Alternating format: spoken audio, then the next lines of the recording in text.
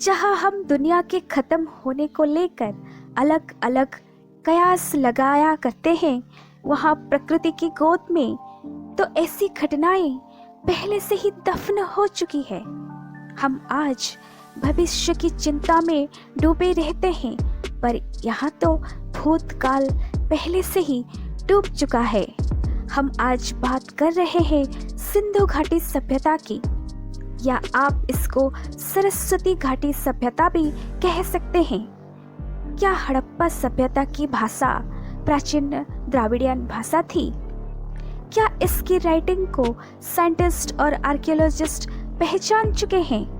क्या हड़प्पा सभ्यता ही वैदिक सभ्यता का पहला चरण था? अगर आपके मन में भी ये सवाल है तो इस वीडियो को पूरा देखें। आज आपके सवाल का जवाब आपको जरूर मिल जाएगा। साइंटिस्ट ने अपने खोज से, रहस्यों से क्या पर्दा उठाया है, आज हम आपको बताएंगे। सन 1826 जब भारत में ब्रिटिश शासन था, तब एक ब्रिटिशर्स चार्ल्स मेसन, जिसने देखा कि हड़प्पा गांव के लोग अपने घर बनाने के लिए जमीन खोदकर ईंटें निकालते हैं। हजारों लाखों की तादाद में ईंटें निकलते हैं। जो ईंटें बिल्कुल आजकल की तरह पके हुए ईंटें थे, उनको खरीदने की कभी ज़रूरत ही नहीं पड़ती। फिर मेसन ने इस बात को नज़रअंदाज किया। उस गांव का नाम था हड़प्पा, जो आज पाकिस्तान की रावी नदी के तट पर स्थित है। 1853 से 1856 भारत में पहली बार रेलवे मुंबई से थाने बिछाई गई। आप सब तो ये जानते ही होंगे। कराची और लाहौर में कलिंघम की निरीक्षण में दो भाई ब्रिटेन बंधुओं ने ये देखा, हड़प्पा गांव के लोग जमीन में से ईंटें निकाल रहे हैं और आसपास के लोग अपना घर उसी से बना लेते हैं। उस वक्त रेल की पटरी पर ये ईंटें बिछाई गई, पर फिर से इस बात को अनदेखा किया गया। 1921 दयाराम साहनी के निरीक्षण में आखिर वो दिन आ ही गया जब हड़प्पा की खुदाई का काम बड़े पैमाने में शुरू हुई, और खुदाई से जो मिला हर कोई हैरान था। जमीन से सिर्फ कुछ घर ही नहीं, पूरी की पूरी शहर निकली, जो सिर्फ आम शहर नहीं था बल्कि एक सुव्यवस्थित बहुत ही आधुनिक शहर था।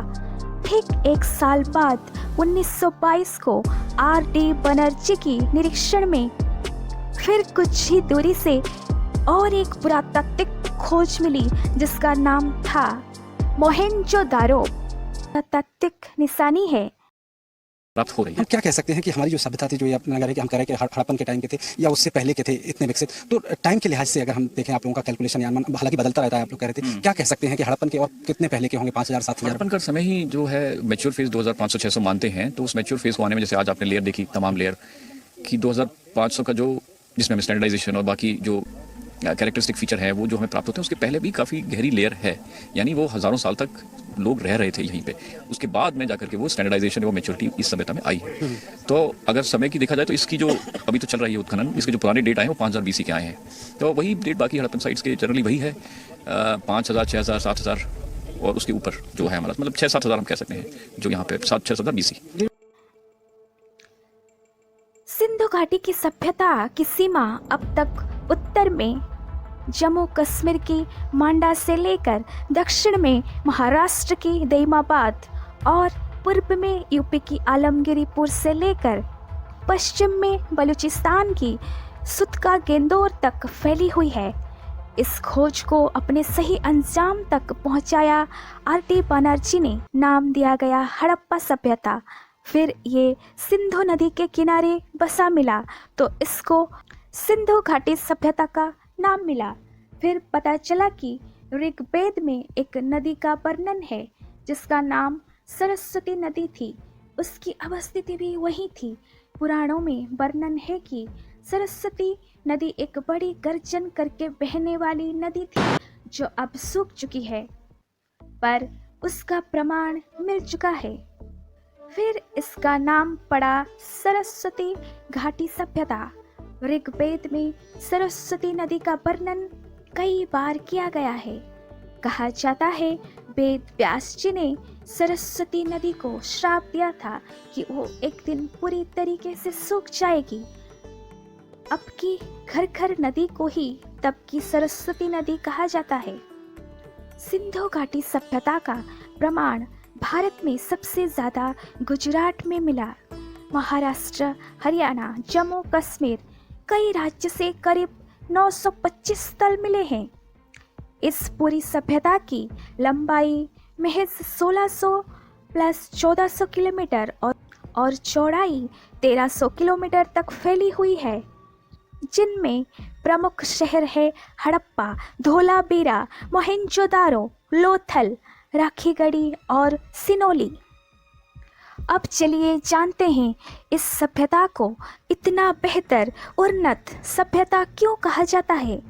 इस सभ्यता की टाउन प्लानिंग कमाल की थी, बिल्कुल आज की टाउन प्लानिंग से भी बेहतर। इस सभ्यता के लोग दो दारों की शहर, एक वर्गाकृत आकार के शहर पाए गए, जिसके बीच में 10-10 मीटर की चौड़ी मुख्य रास्ता था और सारे घर का आकार एक समान था। ऐसा लगता था कि जैसे ये शहर बड़ी अच्छी प्लानिंग के तहत बनाया गया है। घर के दरवाजे गली में खुलते थे, सिर्फ लोथल में ही घर के दरवाजे मुख्य द्वार पर खुलते थे। इस सभ्यता में 4 वर्ग के लोग रहते थे। पहला विद्वान वर्ग, दूसरा योद्धा वर्ग, तीसरा व्यापारी या शिल्पी वर्ग, चौथा श्रमिक वर्ग। बिल्कुल जैसे वैदिक सभ्यता में वर्ण व्यवस्था था। इनका घर कैसा था आइए जानते हैं। घर का मुख्य द्वार में घुसते ही एक 6 से 7 इंच का दीवार था। दीवार के दोनों तरफ 2 रास्ते घर के अंदर जाती थी। फिर अंदर जाते ही एक बड़ा सा आंगन था। आंगन के पास जलाशय था और आजकल की तरह पाइप सिस्टम था जो पूरी घर की पानी को बाहर लेके जाता था और पूरी शहर की पानी जाती थी एक साथ शहर से बाहर। इसमें कोई संदेह नहीं कि तब की सभ्यता हमसे भी ज़्यादा विकसित थी। दोस्तों, आज भी आप देख सकते हैं कि कैसे बारिश होते ही शहर के रास्ते पानी में डूब जाती है। सिंधु घाटी के लोगों की जीवन शैली। सिंधु घाटी के लोग 3 तरीके के शव को दफनाते थे। पहला पूर्ण शव संस्कार, दूसरा आंशिक शव संस्कार और तीसरा दाह संस्कार। वैदिक संस्कृति में भी 3 तरीके से शव संस्कार होते हैं। खाद्य पदार्थ। सिंधु घाटी के लोग शाकाहारी भी थे और मांसाहारी भी थे। ये लोग गेहूं, जौ, खजूर, राई, सरसों, तरबूज मुख्य रूप से खाते थे। वैदिक संस्कृति में भी भोजन को 3 तरीके की वर्णन किया गया है। पहला सात्विक आहार, दूसरा राजसिक आहार, तीसरा तामसिक आहार जिसको मांसाहार भी कहते हैं। तामसिक आहार यानी मांसाहार। वस्त्र। सिंधु घाटी के लोग कपास के कपड़े पहनते थे, ऊनी के कपड़े भी पहनते थे और इनके कपड़े कढ़ाईदार भी होते थे। इसका प्रमाण हमें मोहिंजोदारो में मिला। इसका मतलब है कि हम कभी भी पिछड़े नहीं थे। ये गलत इतिहास हमें पढ़ाया गया। इन लोगों को आभूषण का भी बहुत शौक था। सोना, चांदी, कीमती हाथी दांत, मनके, शंख, सिपी, गोमेद के गहने पहनते थे। इसका प्रमाण भी वैदिक संस्कृति से प्राप्त होता है। लोथल। लोथल से हमें हाथी का दांत, एक सिंह पशु का चित्र, बहुत बड़ा अर्नागार, चावल के साक्ष्य भी मिले, पक्के मिट्टी की स्वस्तिक चिन्ह मिला। ये भी वैदिक सभ्यता की निशानी है। मोहेंजोदारो। मोहेंजोदारो से पशुपतिनाथ की आकृति, कई सारे शिवलिंग, कांसी की मूर्ति मिली जिसे हम डांसिंग गाल कहते हैं। ग्रेट बर्थ यानी बृहत जलाशय का प्रमाण मिला। हड़प्पा से कब्रिस्तान मिला। चौहंदरों से लिपस्टिक काजल मिली। काली बंगाल में टेराकोटा हल के साक्ष्य मिले। दोनों टीले में सुरक्षा दुर्ग पक्के ईंटों से बनाए गए थे। यहाँ चूड़ी का भी साक्ष्य मिला। रोपड़ में कुत्ते और इंसान को एक साथ में दफनाया गया था। तब लोगों ने तांबा और टीन को मिलाकर कांसा बनाना सीख लिया था। सुरकोथड़ा वो साइट है जहाँ घोड़े के अस्थि कंकाल मिले। लोथल और सुरकोथड़ा ही एक ऐसी साइट है जहाँ दोनों टीले को एक ही बाउंड्री ने घेरा था। राखीगढ़ी में 7000 से 8000 साल पुरानी साक्ष्य मिले। आर्कियोलॉजिस्ट का ये मानना है कि और भी पुरानी सभ्यता अंदर नीचे खोदने से मिलने की संभावना है। राजस्थान में कर्मकांड का साक्ष्य मिला। सिंधु घाटी सभ्यता में बहुत सारी महिलाओं की मूर्ति मिली, इसीलिए इसको मातृसत्तात्मक व्यवस्था माना जाता है। अब बात करते हैं सिंधु घाटी की लिपि पर। सिंधु घाटी यानी सरस्वती सभ्यता की लिपि चित्रात्मक है। बड़े मुश्किल के बाद गहरा रिसर्च करके साइंटिस्ट इस निष्कर्ष पर पहुंचे कि हड़प्पा सभ्यता द्राविडियन भाषा हो सकती है। तमिल में एक शब्द पीलू, जो मेसोपोटामिया के लोग पीरू बोलते थे, क्योंकि वहाँ ल शब्द का उच्चारण नहीं होता। ल की जगह वे र का उच्चारण करते हैं। पीलू मतलब तमिल हाथी, पीरू मतलब मेसोपोटामिया में हाथी ही है। खैर, सिर्फ 1 या 10 शब्द से ये प्रमाणित नहीं होता कि सिंधु घाटी की भाषा प्राचीन तमिल द्राविडियन भाषा थी। साइंटिस्ट इस पर अभी भी रिसर्च कर रहे हैं। ऐसा भी हो सकता है कि सिंधु घाटी ही वैदिक सभ्यता की पहली चरण हो, या ऐसा भी हो सकता है कि वैदिक सभ्यता सिंधु घाटी सभ्यता की पहली चरण हो।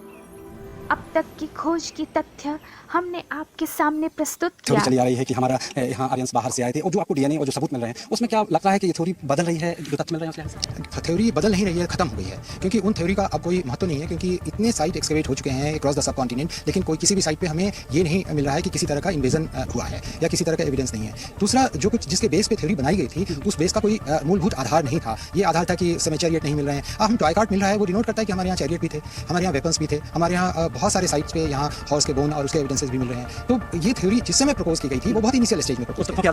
अब उसका कोई तथ्यात्मक कोई प्रूफ नहीं है, इसलिए ये पूरी तरह से अब खत्म हो चुका है ये सवाल।